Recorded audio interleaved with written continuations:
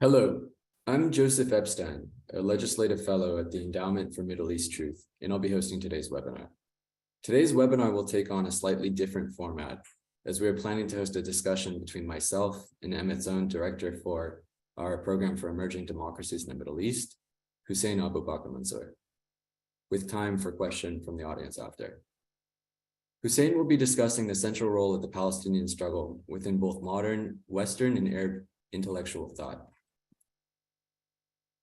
In Middle Eastern politics, the moral political commitment to the liberation of Palestine and the destruction of Zionism has been the common ideological pillar of the multiple ideological and political projects of the Arab nationalism, Third Worldism, Islamism, and Khomeinism. The Palestinian cause has become the rally point of pan-nationalist and religious movements globally. It is a pillar of political identity and moral imagination for peoples as far from Israel as Pakistan and Bangladesh, and recently becoming even relevant to Western progressive groups such as the Women's March and Black Lives Matter. For many, Palestine became a social justice issue, an environmental issue, a queer issue, and more.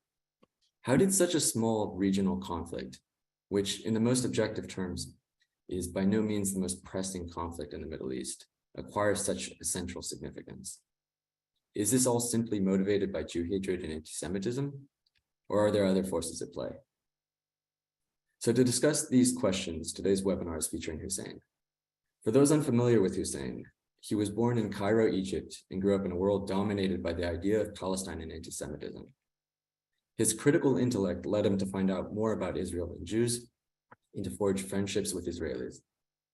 As a result, he was arrested and tortured by the government of Egyptian President Hosni Mubarak under suspicion of being an agent of the government of Israel.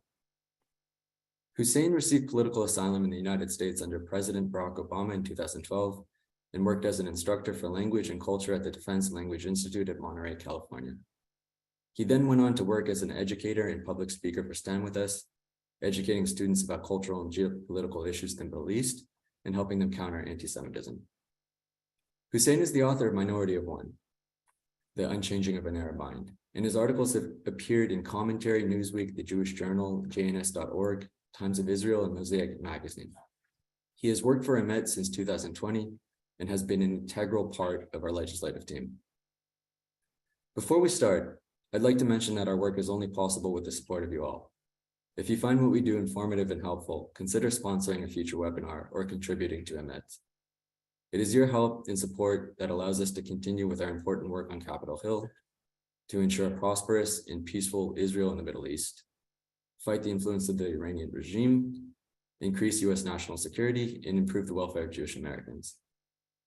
Today's webinar will be recorded for future viewing, and I encourage those of you who find the webinar informative to share the link once it has been sent out. If you have any questions for Hussein, please feel free to write them in the Q&A function at the bottom of your screen. So without further ado, I'd like to start. So Hussein, when you discuss the centrality of Palestine, what exactly do you mean? First of all, thank you very much, Joseph, for a wonderful introduction, and thank you very much for all our audiences who tuned in to listen to us today. So the centrality of Palestine, of course, it's familiar to anybody who's been dealing with this issue, anybody who has any relationship with the Middle East understands, of course, the centrality of the issue of Palestine in Middle Eastern politics and Arab politics and Muslim politics at large, and as you said in your own introduction recently, in progressive politics. So people who are the audience of EMET who care about the state of Israel, a lot of them know what I'm talking about. But I'm going to give some examples in order to really crystallize more what do we mean by the centrality of Palestine. I'll give a few examples that may be able to illustrate this point. For example, the Ba'ath Party, the Ba'ath Party was the major wing, one of the major two wings of Arab nationalism. The Ba'ath Party was established in Syria in the 1940s. It ruled Iraq and Syria for decades. I mean, currently still, technically speaking, the Ba'ath Party is still in power in Syria. However, it's the ideological salience of the original platform of the Ba'ath is now in question. The Ba'ath Party in the emblem of the Ba'ath Party, you'll find that the Palestinian flag right in the middle of the emblem, and in the platform of the Ba'ath, historically, the liberation of Palestine, or so-called liberation of Palestine, was its priority. Al-Qaeda, which was the peak or the rise, the moment really, or the star that started the entire wave of international jihadism in the 90s, reaching its peak, of course, in 9/11, originally was called the Global Front of Jihad against the Jews and the Crusaders. And one of the main points of grievance of bin Laden and Al-Qaeda against the West was the support for Israel, and was the occupation of Palestine. The Islamic Republic of Iran it puts the liberation of Palestine at a central place in its ideological platform. Their primary enemy in the Middle East, as everybody knows, that they seek their destruction, is Israel. They doesn't make a secret that it's their ideological mission to destroy Israel and liberate Palestine, which is in part why they are pursuing nuclear weapons. Everybody knows that the elite force of their IRGC, the main military force that the Islamic Republic depends on in projecting power in the entire region, the elite force is called Al-Quds force, which was headed by, of course, the infamous Qasem Soleimani before he was assassinated by President Trump. So all of these are examples of the major ideologies that rose across the 20th century. Some of them are not relevant or not current, let's say Nasserism or Baathism. Some of them are, like Iran, and all of them, and despite being very different, the Ba'ath was mainly a nationalist, a hybrid nationalist socialist ideology. The people who really oversaw the Ba'ath, and most of the Ba'ath intellectuals, were mostly atheistic.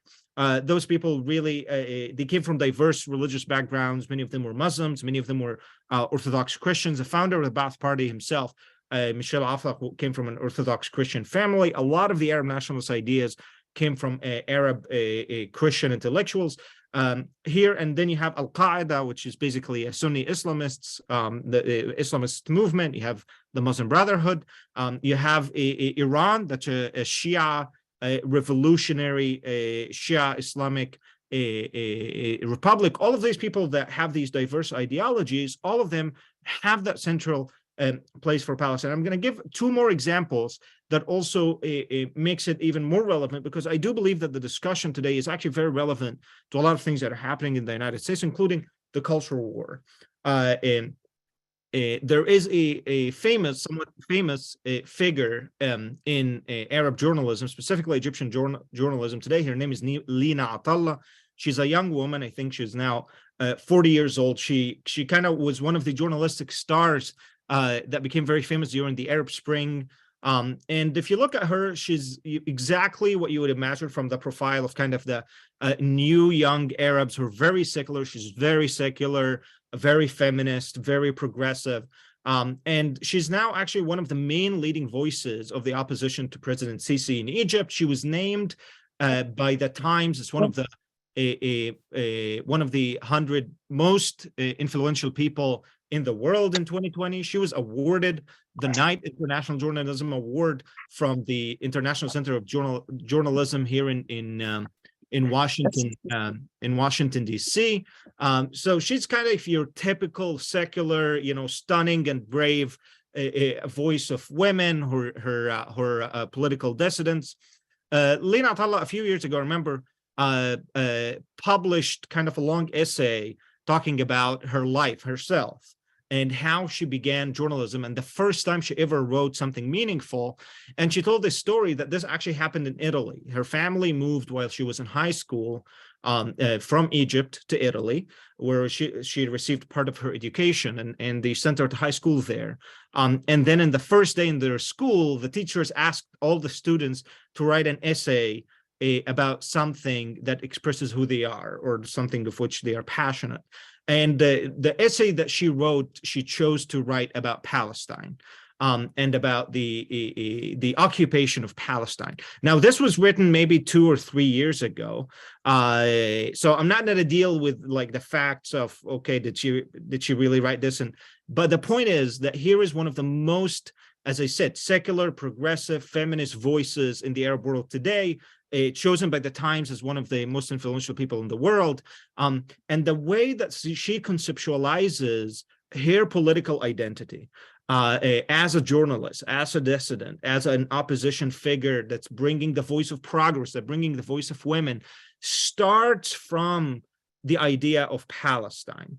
I can give 100 other examples like these. You have the Arab and Muslim student activism in the US, that almost most of it is really centralized around activism for Palestine. Muslim Western politicians and political institutions that really spend a lot of their resources on the issue of Palestine. So all of this are just examples that I'm trying to illustrate what do I mean by the centrality of Palestine for Arab and Muslim thought in the modern time. And this is, as we said, is now pouring into Western, not just progressive, I would say liberal politics. And the last thing I would say, it's actually, I'm going to read a quote from a book that was published by Wayne State University in 2019. It's a book, really, as a study of pedagogy that was titled "Teaching the Arab-Israeli Conflict," a hefty, almost 500-page volumes that is meant to be a resource for college teachers teaching about Israel and Palestine on American campuses. The author is American, and the book basically starts saying the following. I'm going to quote just a few lines. "The Arab-Israeli conflict has become a touchstone for international politics and a flashpoint on college campuses. And yet, how do faculty teach such a contentious topic? Taught not only in international relations, peace and conflict resolution, politics and history, and Israel and Middle Eastern studies courses, but also taught in literature, sociology, urban planning, law, cinema, fine art, and business. This subject guarantees a wide interest among students." End of quote.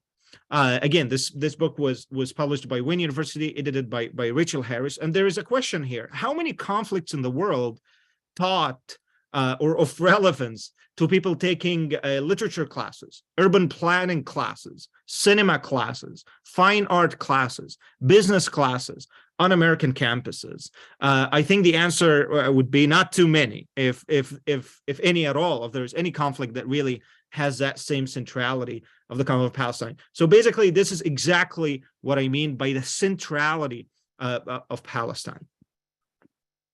So you talk about a very diverse groups in the Middle East who have adopted this centrality of Palestine. But what I'm curious about is the ideology behind the actual centrality of Palestine universal between, say, the Palestinians themselves, other Arabs, or the larger Muslim world? That's a good question. Of course, there is a difference between what Palestine means to a West Bank Palestinian, let's say, or Gaza Palestinian. That's a person, of course, that's directly involved in this issue, directly involved in this conflict, and what it means to the wider residents of the Arab world, or the members. I mean, even the terms of the Arab world, I think they are problematic, but I will use it just for the sake of being able to make my argument. But for wider the Arab world and the wider Muslim world. For the Palestinian, the structure, the ideological content of the concept of Palestine is the idea of Palestine is a personal identity. And that makes it a much more difficult issue to deal with naturally for the Palestinian. And here I would like just to make some distinctions in order also to be clear about what I'm talking about. When I say Palestine, I don't mean the place, and I don't mean the West Bank and Gaza, and I don't mean from the river to the sea. I don't actually mean a certain place or a proposed political entity, no matter how you think about that. I do believe it's very important to make the distinction between three completely different yet overlapping Palestines, different Palestines at play. There is the Palestine of history. That's the Palestine of the objective facts of history. And there is the Palestine of legend. And then there is a Palestine of literature. Those are three different Palestines. The three of them overlap And they come together to form this powerful symbolic field that contains paradigms and models of behavior, that some of them are conscious and some of them are subconscious, that interact with diverse arena of political ideologies within the Middle East and in the world. The Palestinian, of course, a person who is Palestinian is right at the center of this. This structure becomes their own identity. This is how they see themselves. So, for example, the ideological content that has or that is the negation of Zionism that is contained within the idea of Palestine becomes not just an idea, and it doesn't become just a moral principle around which you organize thought. And that's the case for the wider Arab and Muslim world. So a Muslim thinker, a political thinker in Pakistan, or a Muslim political leader in Pakistan who's very passionate about hating Israel, about being anti-Zionist, about promoting the liberation of Palestine. Obviously, they live in Pakistan, or maybe they are British Pakistanis or American Pakistani, and they live here. And for them, the issue is more abstract. So it has to do with the organization of their own thought about politics, about morality, about the political truth, and the relationship of their identity to that. For a Palestinian, it's not an abstract principle of organization of thought. They assume it as a structure of their own identity. They think this is who they are. And that's one of the unfortunate realities about the interaction between that idea of Palestine and the legacy of anti-Semitism that basically became inseparable, sadly now, from that idea of Palestine, that sadly for a lot of Palestinians, this becomes an identity. And that becomes a more difficult issue to deal with. But yes, there are distinctions about what this means for a person, for a Palestinian, for an Arab, for somebody from generally Muslim, or somebody who's sympathetic to the Palestinian cause. So the Palestinian cause in terms of world history is relatively new. But how modern is this centrality of Palestine in modern thought? As you said, it's very new. There is a term in French, which I don't remember, but actually the great scholar Richard Landis told me about it once. But it's like this French term that says like once it's there, it's always been there. And it basically reflects this idea that most people, and it's not just Arabs or Palestinians, but most people are like this. Once something is there, it seems as if it's always been there. And I think that's sadly the case with the Palestinian cause. The Palestinian cause it really got eternalized in a lot of ways. And you saw a lot of historical narratives or accounts that basically were built on this. And I think that's what basically made the perception that I think a lot of people now are much wiser than to believe about the eternal animosity or the eternal war between Jews and Arabs. And kind of hear very generally, oh, it's an ancient conflict. But the truth is it's an ancient conflict because Palestine itself is a very modern construct. It's a very modern identity. It's actually newer than the Israeli identity. The Israeli identity itself, the political identity is new. The Jewish identity is, of course, ancient, but the political identity of Israel is new. The Zionist project, it's new. It relies on an ancient heritage, but as a political program. The Palestinian idea itself, or the idea of Palestine, that concept that we're talking about, is new. And it did not emerge at once. It really had different stages in development through which it accumulated the symbolic power, emotional power, and the moral power that it became vested in it. This did not happen overnight. This was not simply born in 1948. It actually happened through time. It accumulated this moral capital and caused really a situation in which it placed itself at the central, as I said, of the moral imagination in a way that absorbed all ethics. And I think this, for me personally, this is the most problematic or my biggest problem with the Palestinian cause, how this cause became an organizing principle for an entire world moral view in a way that it made it to absorb all ethics. So any consideration or anything can morally judged or morally justified through its proximity from the liberation of Palestine. And this is how we got to, sadly, to a terrorism against Israeli civilians, that a lot of people morally justified it. And until very recently, and now thankfully we have the Abraham Accords, and we have different Arab and Muslim populations who are trying to take a different direction. But there was one point in time that wasn't too long ago that there was nearly a universal consensus among the Arab world and in the Islamic world that a suicide bombing in a pizza restaurant in Israel that kills basically families that were sitting there for lunch is morally justified.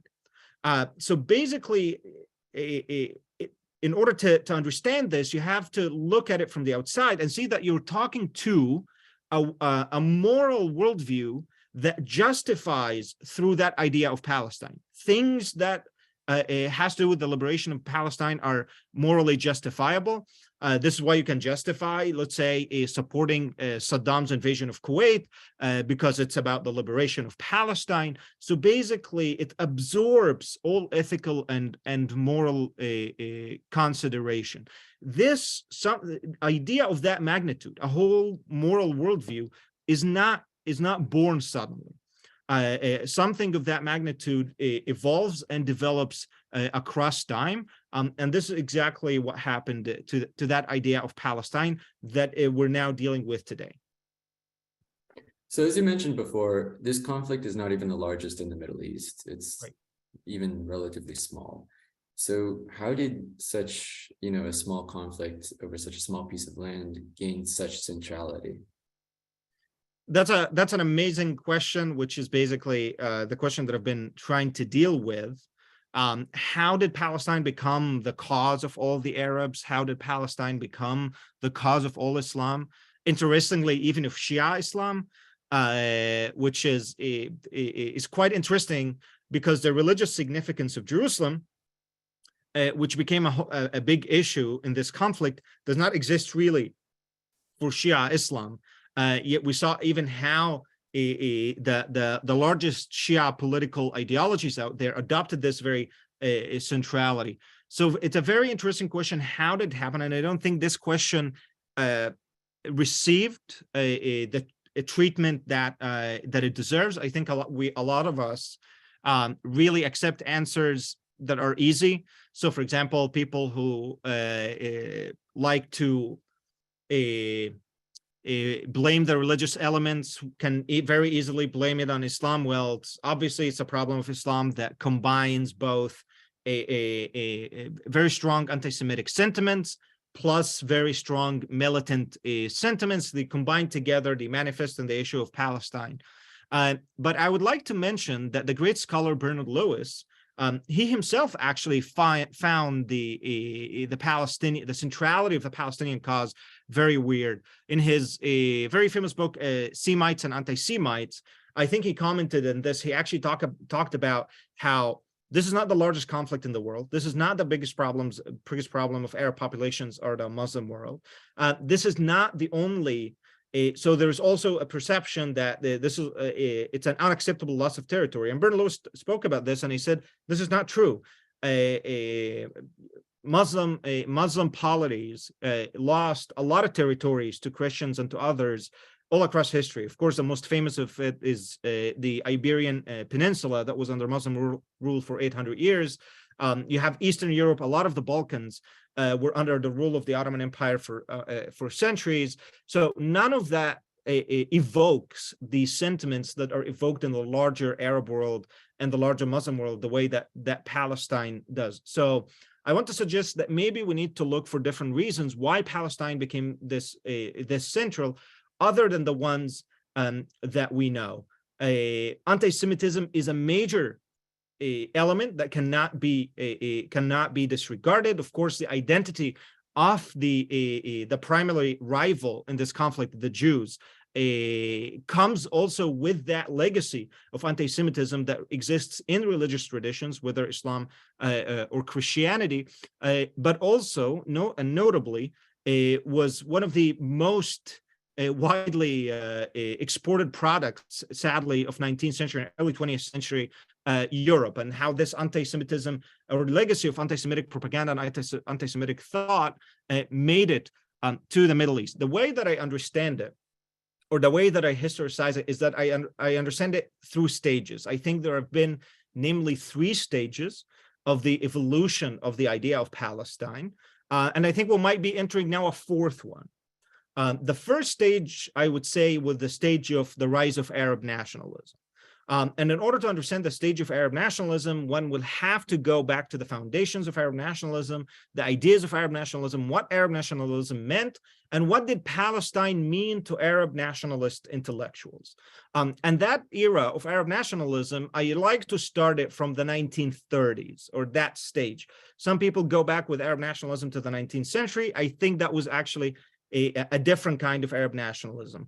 There is, and I think people mix usually the history of Arab nationalism with different intellectual currents.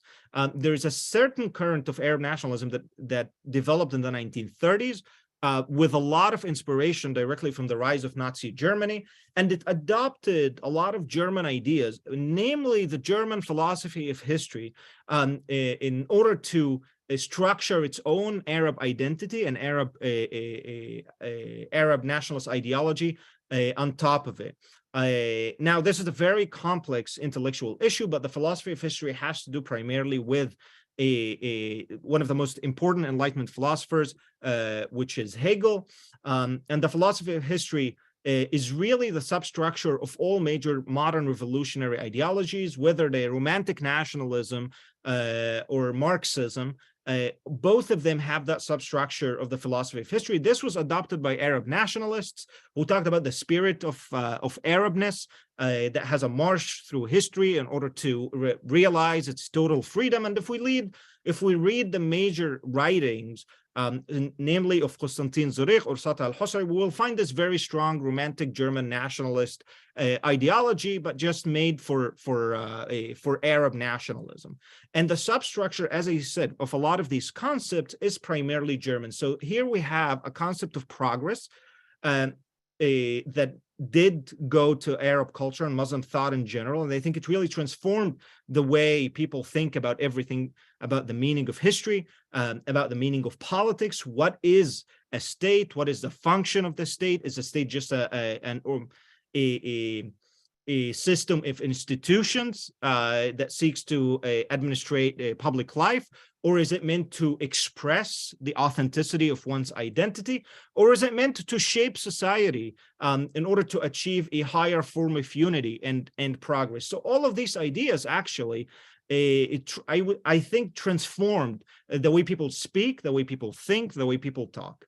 And a lot of the Arab nationalist intellectuals who were primarily from Syria, from the area of Syria, a lot of them were from Palestinian towns, Lebanon.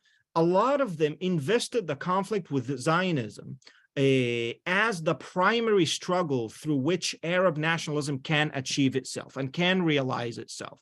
And in order to understand this, you'll have to understand Hegelianism and how Hegelianism works, how basically this march of the spirit is a struggle, is a Hegelian dialectical struggle. Of course, this idea will go later to Marx, and the idea of struggle itself will become a very central concept that is sadly now alive even in American culture. The struggle of women, the struggle of minorities.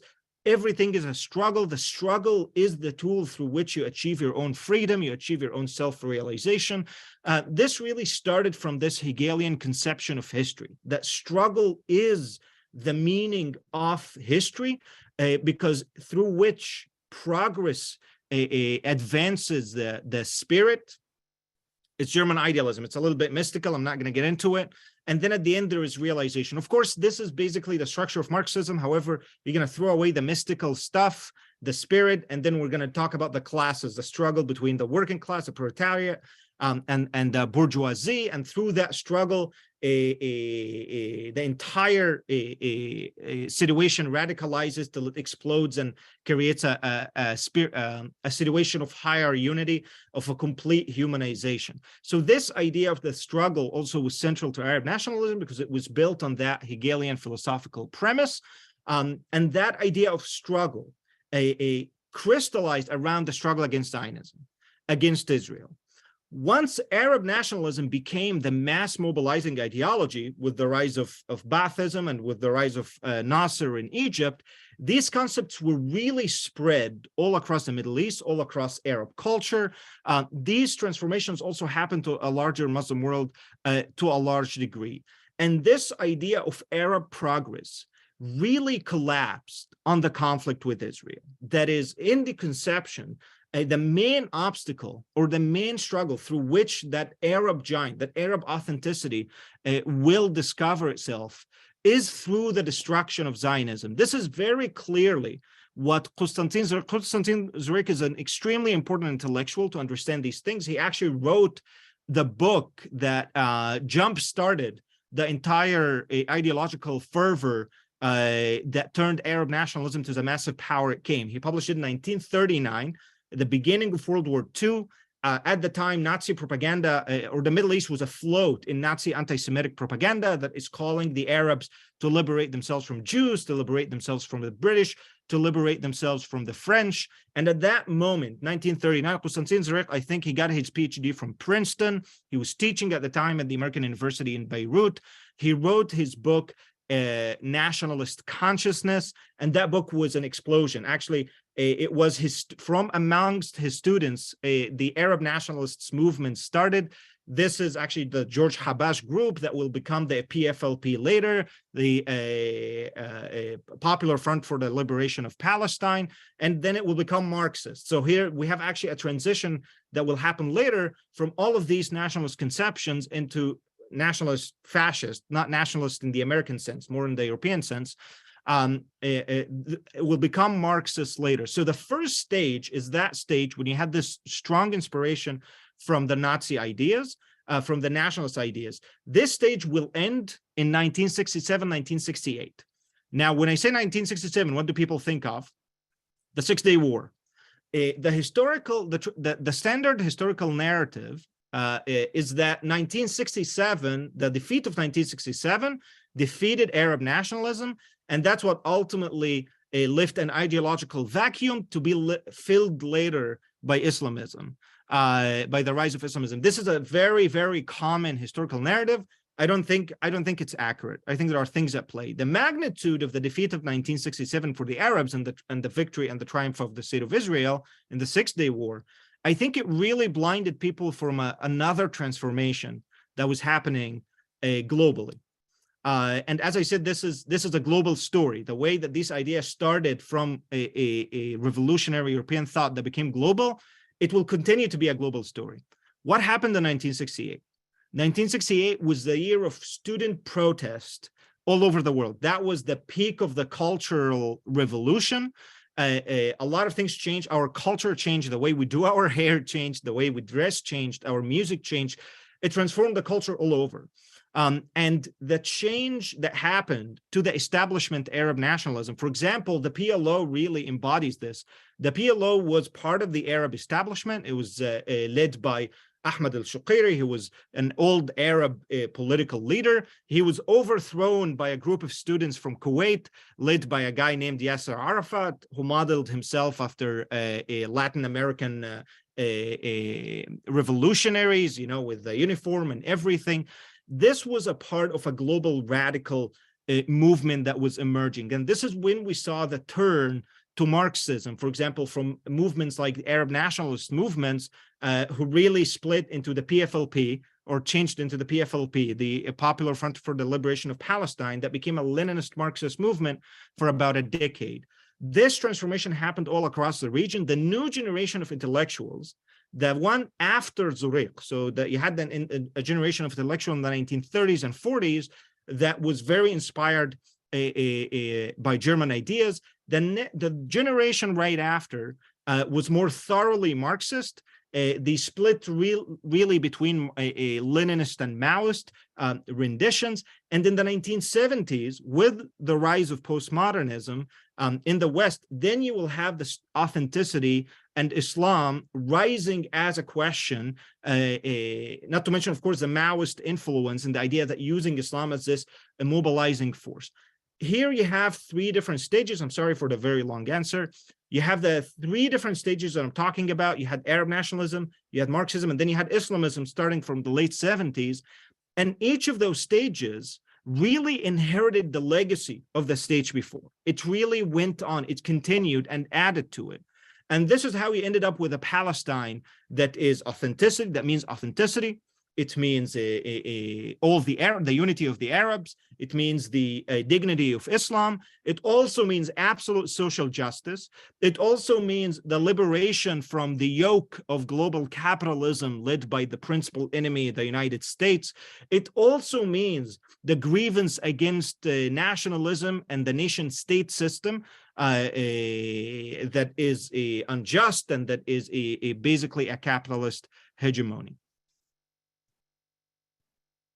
So that's a great explanation. But one of the things I thought you were going to address actually is the central role of anti-Semitism in this ideology of the centrality of Palestine.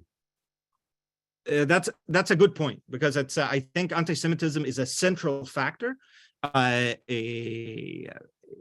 is intentionally overlooked by a lot of people who don't like, are very uncomfortable to talk about the issue of anti-Semitism, or solely pointed out by people who care about anti-Semitism. So what I want to say is anti-Semitism has to be seen as a central factor within an emerging a system of different philosophies and worldviews and ideologies that centralized themselves around a way of thinking about history and progress that saw this progress to be embodied in a struggle of self-liberation that concretized itself in the struggle against Jews specifically.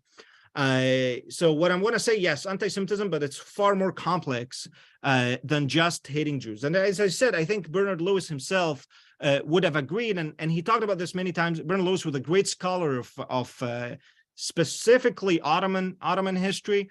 He has great work on early Islam. So we don't produce many scholars like that anymore. Just the scale of his knowledge. And he said that yes, in the past, anti-Semitism was a big problem in Muslim countries, but it really wasn't. It was more of a contemptual or contempt towards the Jews, contemptuous ambivalence. It didn't really become this obsession till modern times. And I believe in order to understand the modern anti-Semitism of the Middle East, you have to put it in context of those revolutionary ideologies that basically wanted to social engineer their own world, whether using Arab nationalism, whether using Islamism, but they relied on anti-Semitism as a catapult for kind of the real, or as something that can start this revolutionary explosion that brings the total transformation of reality. And this really started with the Nazi dose. If we go to the Nazi propaganda, Jeffrey Herf has a great book. I think it's one of the rare ones, Nazi Propaganda in the Arab World, University of Maryland. And he talks about this, and you see the extent to which the Nazis used anti-Semitism to mobilize the masses of Middle Eastern societies against the British and against the Jews. Here, anti-Semitism has to be seen in that revolutionary context. It was not anti-Semitism for the sake of anti-Semitism. It's an anti-Semitism that's endowed with an existential meaning of the final self-realization. And this is why it's directly tied to these revolutionary ideologies. So you've spoken a lot about the role of Palestine in the intellectual movement and in terms of, pure ideology. But I'm curious, how is it actually understood by just Arab regimes and the populations? That's a great question. There is no uniform understanding of this. There's a difference between how is it seen by the intellectuals, how is it seen by the population that is very a lot of the time is religious, and how it's seen by political regimes. Political regimes deal with this very instrumentally. Sometimes it is an asset that they can use to mobilize their own populations. This is what Iran does to a great extent in order to recruit and mobilize all across the region from the world of Shia Islam. For intellectuals, it's a central tool, as I said, to elaborate elaborate systems of political thought that are revolutionary, that are anti-Western, that seek to expose the meaning of history and the eternal victimhood that can only end through this eternal state of struggle, or not eternal state, the terminal state of struggle that will finally bring the resolution of all contradictions, and how it's seen by the average man in the street, who usually receives those ideas in the most concretized forms and usually in religious rhetoric. And this is how anti-Semitism, especially with the rise of Islamism, assumed a very strong, in the Middle East, a very strong religious character. And a lot of the early traditions of Islam that were anti-Jewish were brought up, revived from a lot of those classical texts, radicalized completely, and then put into those revolutionary ideologies. I look at so before the Iranian Revolution, 1979, there's actually there were years of revolutionary fervor in Iran that included a lot of those hybrid Islamic Marxist groups. And I like to go and read a lot of stuff and look at their propaganda. And it really strikes me every time the level to which Islamic text and scripture was really instrumentalized. And this didn't happen in Iran, by the way, in order to express a Marxist revolutionary thoughts. The capitalists are called the infidels. And obvious, if you read it and if you look at the posters and if you look at those things, it obviously comes from communist groups.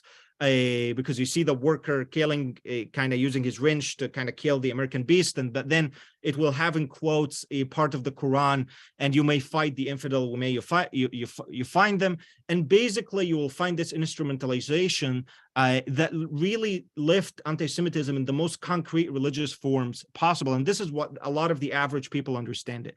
Now you have also other people who, let's say, more westernized people who study in American universities, and usually for them, this becomes a progressive ideology of social justice, of fighting capitalism, of fighting colonization, and so on and so forth.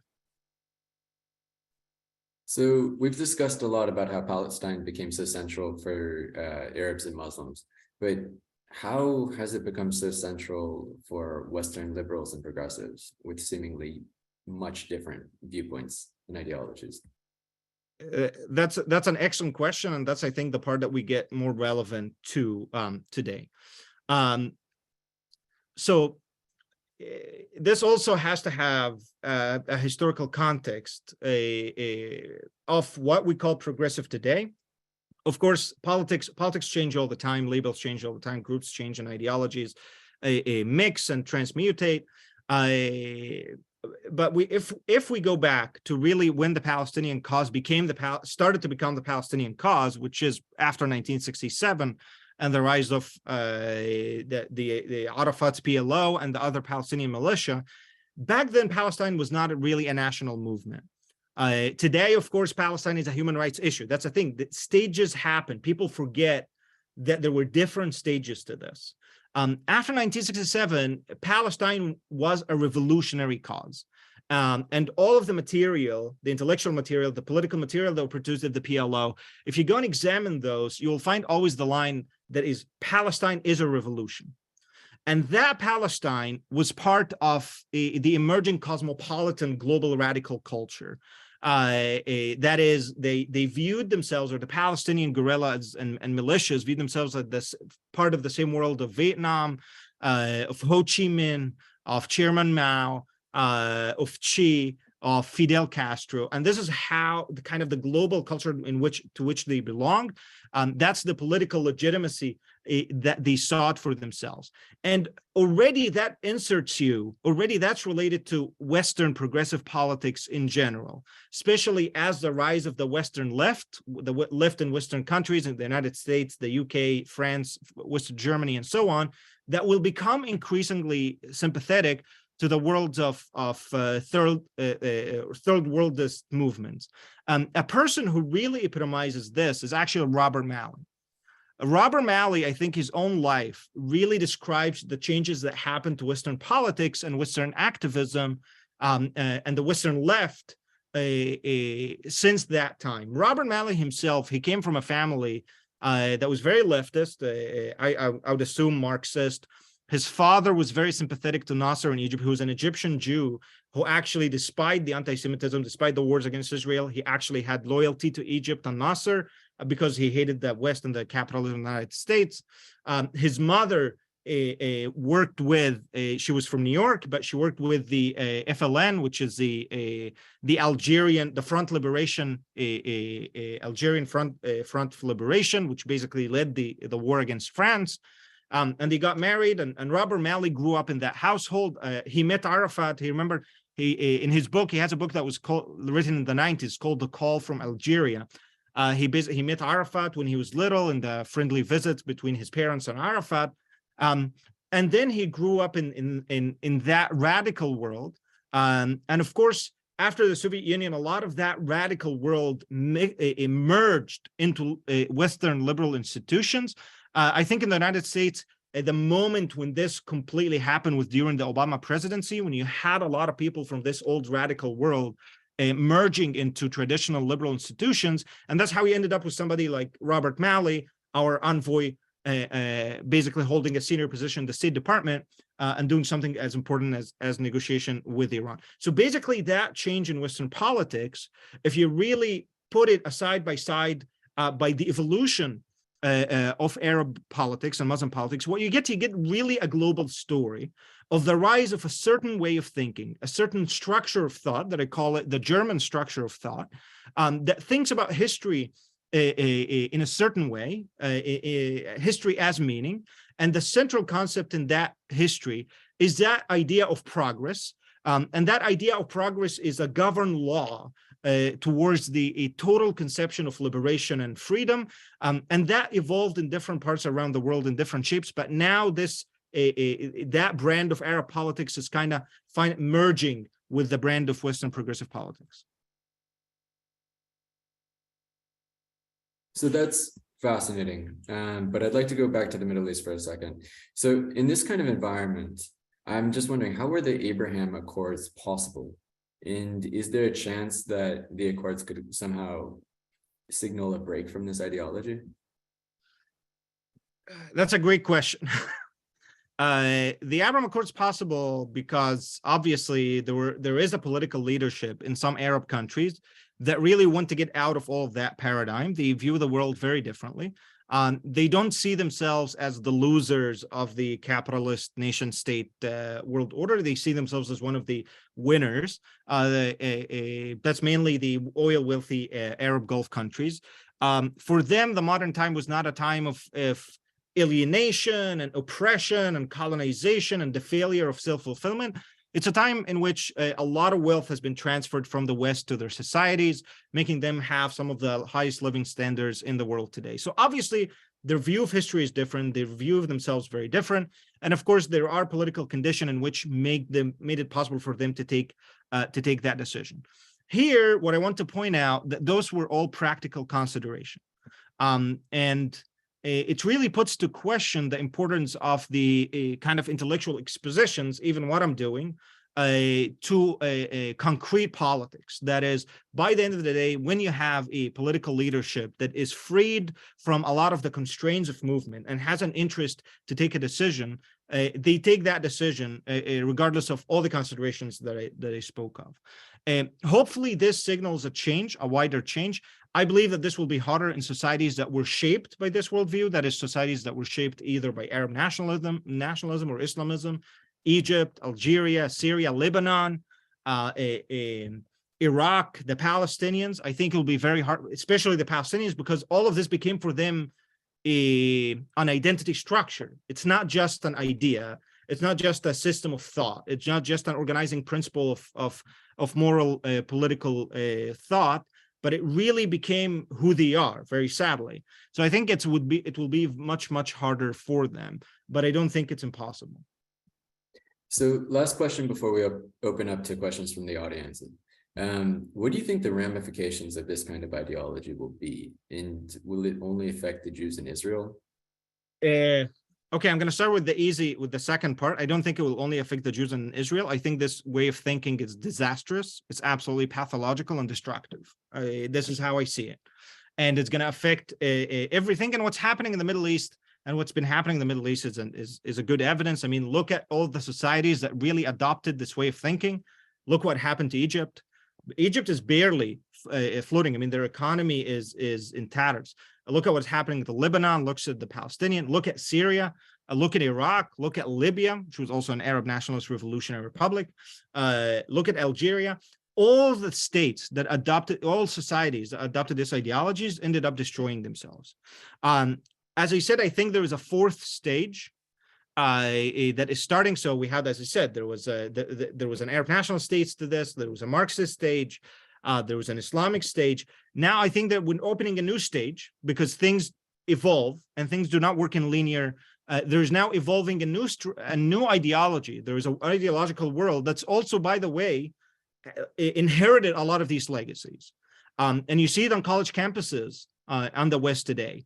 You see these groups, that have a very strong anti-Zionist view, which they don't see as anti-Semitic, but basically as a social justice ideology, and are able to subsume, and in German aufhaben, subsume even Islamist activists to become part of this weird world of Islamists and progressives and social justice warriors. And I think there is now this new ideology, or a new phase of this ideology that is rising, that is collapsing on the idea of Palestine and Israel as the meaning of history in achieving the total social justice that is dreamt of.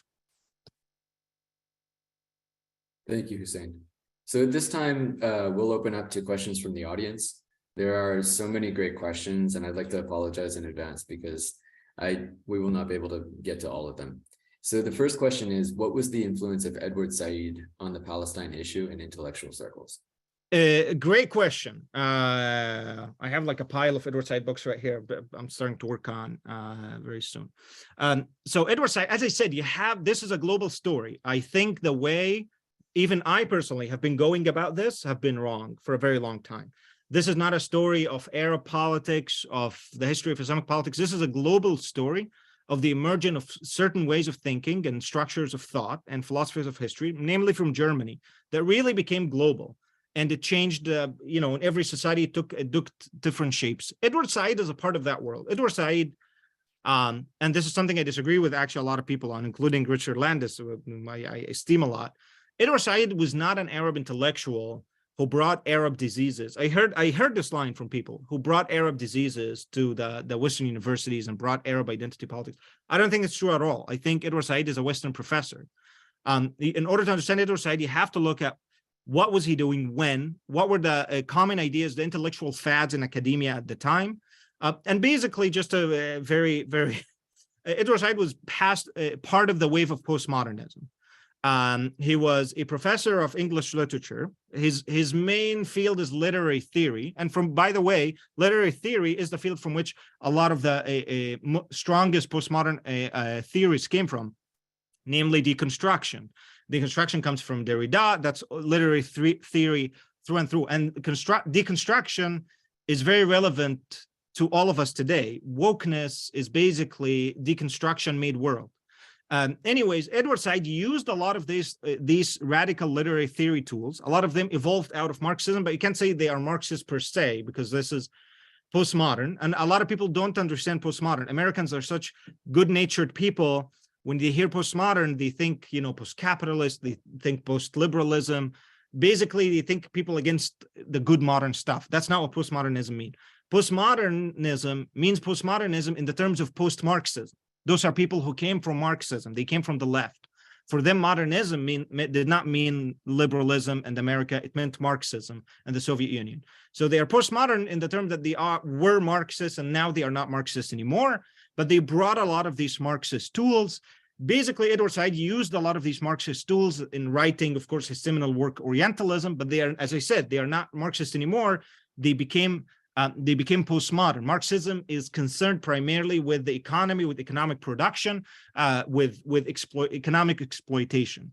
That's not what Edward Said said. Edward Said was concerned with domination. Now, power and domination, that you leave Marxism and you enter a postmodern territory. That's what Edward Said did.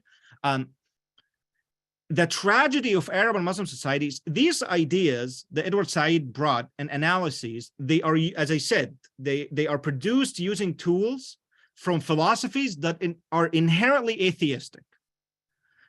What is really ironic is that you had Muslim institutions in the Muslim world championing Edward Said.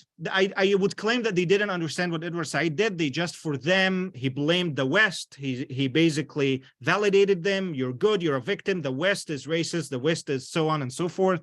And then they championed him. Arab Gulf countries poured money in supporting his work and this and that. And they never understood that basically what they are doing is that they're empowering tools that are deconstructive of any society, including their own, that they would destroy any society.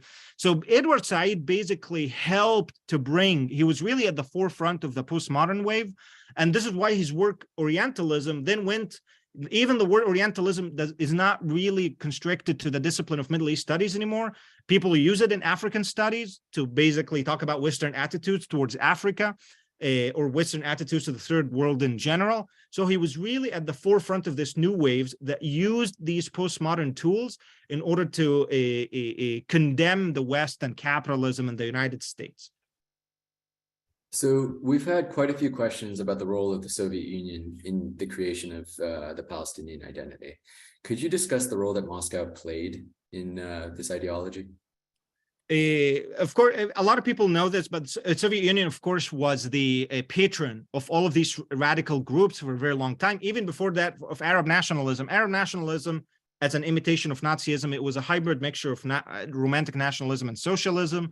The Soviet Union decided, despite the fact, there are a lot of weird things that really are not consistent, I think, with a lot of what people think history was. So, of course, the arch enemy of communism was Nazism. Then you have Arab nationalism that drew its initial inspiration from Nazism. And then the communist Soviet Union came to support this ideology. Basically, what happened when Arab nationalism started to become powerful, the Soviet Union instructed all of the communist parties in the world, including the Middle East, that the number one priority is fighting the principal enemy. And the principal enemy meant the United States. And even if that meant supporting the petite bourgeoisie elites of third world nationalism. So the Soviet Union already started to patronize those Arab nationalist regimes. Nasser, Egypt, was actually the largest recipient of aid from the Soviet Union during Nasser's time. Then with the fragmentation of the Arab nationalist projects and the rise of the Arab New Left, from which the Palestinian revolutionary movement emerged or was central to that Arab New Left, those received now the patronization or the patronage of the Soviet Union, and the Soviet Union gave them access to the global radical network. And I give a very quick example. The idea of Zionism as settler colonialism was first fully expounded by Fayez Sayegh. He was originally a Christian Palestinian intellectual. He was part of this Nazi-inspired party, became a Marxist. A long story, but anyways, by the 1960s, he was an American intellectual figure teaching at Yale, at Princeton, a radical leftist, social justice stuff, all the good stuff that all the young people love. And of course, he wrote a lot about Palestine, and he was the one in 1965 wrote the booklet, Settler Colonialism in Palestine. And in that book, he argued that what's happening in Vietnam is what's happening in Congo, is what's happening in Palestine, which is basically this Western settler colonialism. So he was the one who really intellectually made conceived or created the conceptions of Palestinian cause in the language of the radical left that now became the norm in Western universities. That booklet was picked up by the Soviet Union, translated to many languages, and globalized. This is just one example of how the Soviet Union helped in this. The Soviet Union, of course, a lot of these intellectuals, many of them, some of them received their PhDs and their graduate studies in France or the United States. And many others received it in the Soviet Union, including Mahmoud Abbas, for example. He had his PhD in the Soviet Union. The KGB helped with the propaganda and the recruitment and the crafting of these ideologies. And afterwards, the Soviet Union was responsible really for globalizing the ideas of the Palestinian revolutionary movement. Thank you, Hussein. So last question, as we are running out of time, how do you think we can combat this kind of ideology? Yeah, that's a tough question, and I'm afraid I don't have an answer to.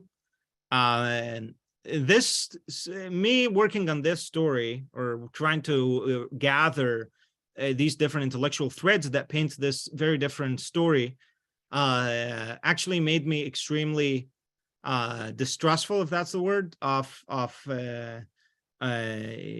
intellectuals in general.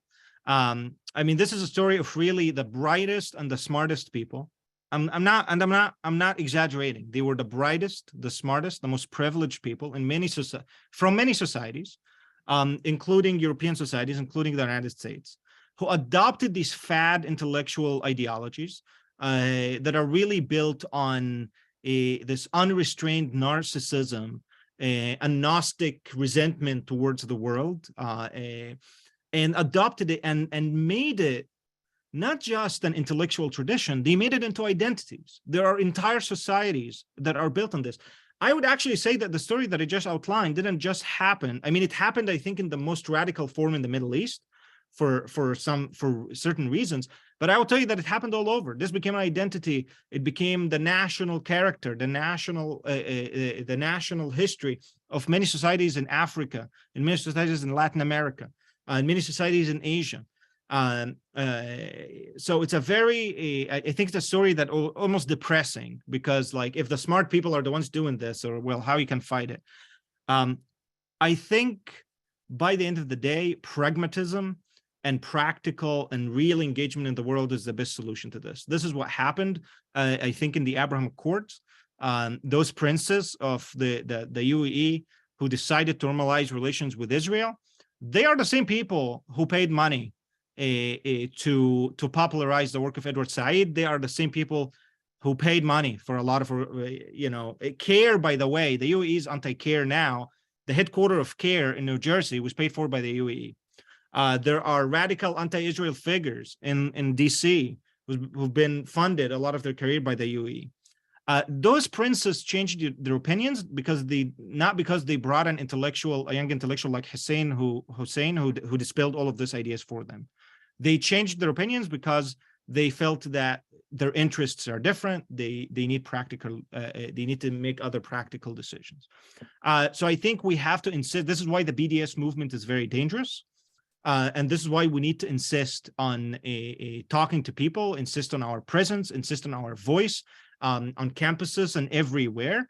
But that doesn't mean that intellectual work doesn't have a place. I mean, that's ultimately what I personally like.